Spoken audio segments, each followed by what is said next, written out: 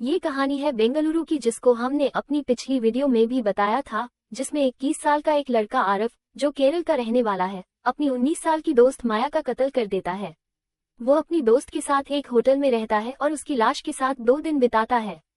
फिर वो भाग जाता है, जबकि बेंगलुरु पुलिस उसकी तलाश कर रही होती है। गिरफ्तार होने पर आरफ न सिर्फ अपना गुनाह कबूल करता है, बल्कि कहता है कि वो इसका कारण नहीं बताएगा क्योंकि ये उसके लिए बहुत पर्सनल है। कहानी की शुरुआत 23 सितंबर से होती है, जब माया, जो असम की रहने वाली है और बेंगलुरु में काम करती है, और आरफ एक होटल में पहुंचते हैं। उन्होंने पहले 1 दिन के लिए होटल बुक किया था, लेकिन फिर 3 दिन बढ़ा दिए। 26 नवंबर को आरफ होटल से भाग जाता है और पुलिस को माया की लाश मिलती है। लाश की स्थिति से स्पष्ट होता है कि वो कम से कम 2 दिन पुरानी है। पुलिस आरफ की खोज शुरू करती है। उन्होंने 3 स्पेशल टीम बनाई, एक को केरल भेजा गया, दूसरी को नॉर्थ कर्नाटक और तीसरी को इलेक्ट्रॉनिक सबूत इकट्ठा करने का काम सौंपा गया। आरफ का फोन 26 नवंबर को ऑन हुआ और उसने एक कैब बुक की थी, जिसे रेलवे स्टेशन के लिए भेजा गया। पुलिस ने ट्रेस किया कि बाद में वो रेल द्वारा कई शहरों से होते हुए वाराणसी पहुंचा। पुलिस के प्रयासों के बावजूद आरफ ने एक बार फिर अपनी लोकेशन बदल दी और वापस बेंगलुरु की ओर आया। आरफ की गिरफ्तारी के बाद पता चलता है कि उसकी बचपन में परिवार के साथ कई समस्याएं थीं, जैसे कि उसके माता पिता का तलाक और उसकी मां का 3 बार शादी करना। इन समस्याओं के चलते आरफ को अपने दादा के साथ रहना पड़ा।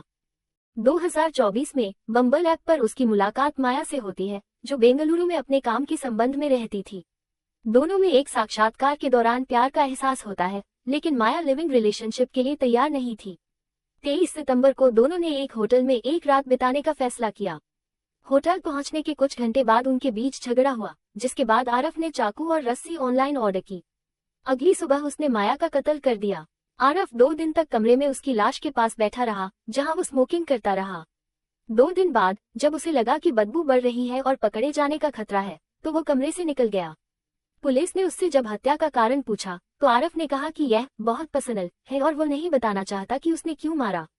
उसने सिर्फ यही कहा कि उसने ये हत्या की और इसके लिए उसे सजा भुगतने के लिए तैयार है, लेकिन अपनी कार्रवाई का कारण बताने से उसने इनकार कर दिया।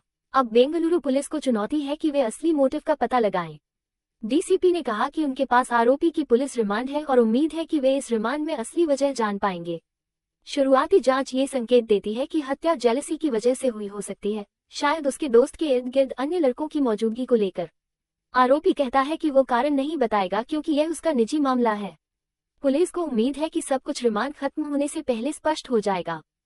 इसी तरह की न्यूज़ देखने के लिए हमारे चैनल के साथ बने रहें, सावधान रहें, सतर्क रहें। जय हिंद, धन्यवाद।